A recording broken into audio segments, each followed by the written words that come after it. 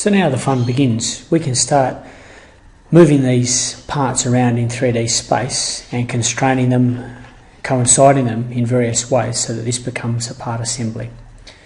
So all of these parts that we've imported, notice that they all have this central arrangement of planes, and of course they've all arrived in that place, but we can shift them around.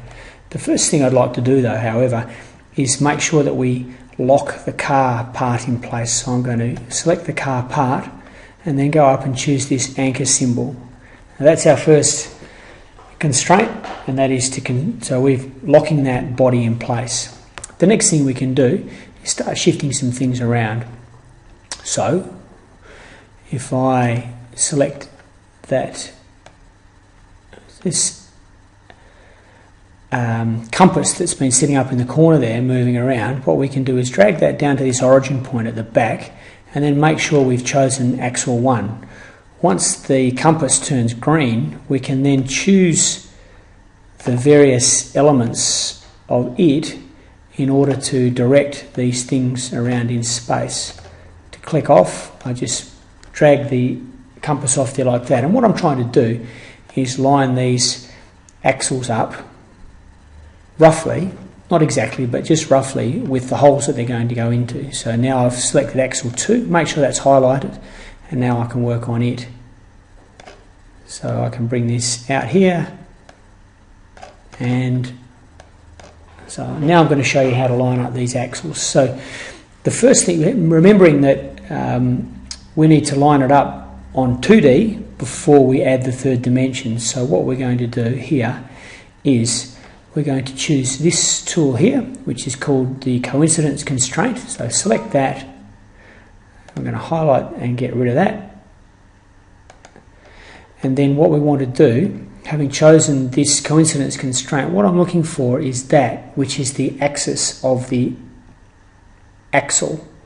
So with that chosen, I need to now find the axis of this hole that I want it to go into, and there it is, highlighted. You can see that's a centre line with the dash dot, that's an engineering symbol for a centre line. So holding Control, I select that, it's the second thing, and now I choose this update symbol here, and what that has done now is line these two things up exactly upon each other. And then what we finally need to do then is to line them up on that third dimension. So what I can do there is choose this coincidence constraint again, choose this which is the XY plane of the axle, and I want to line that up with the XY plane of the car, but I don't really want to choose that plane here because there's zillions of different planes in there from all the different parts. So what I actually need to do is open up this part here until I can choose the XY plane of the car part itself. So now what I can do is, and now what we've got here is we have the axle has gone in there. It is exactly lined up in the middle of the hole, and it is also exactly lined up on the XY plane. We can now do the same thing with this. So we go back to coincidence constraint, we choose the axis of, no, that's the wrong thing, click off that, choose that again. I need to make sure I get that line there, and if I'm having trouble finding the other line, I can make it a little bit bigger until I find it. There it is, and now I update that. You see how it's jumped into place. I need now only select that tool, grab that plane, and then go back to the XY plane of the car itself. That's okay.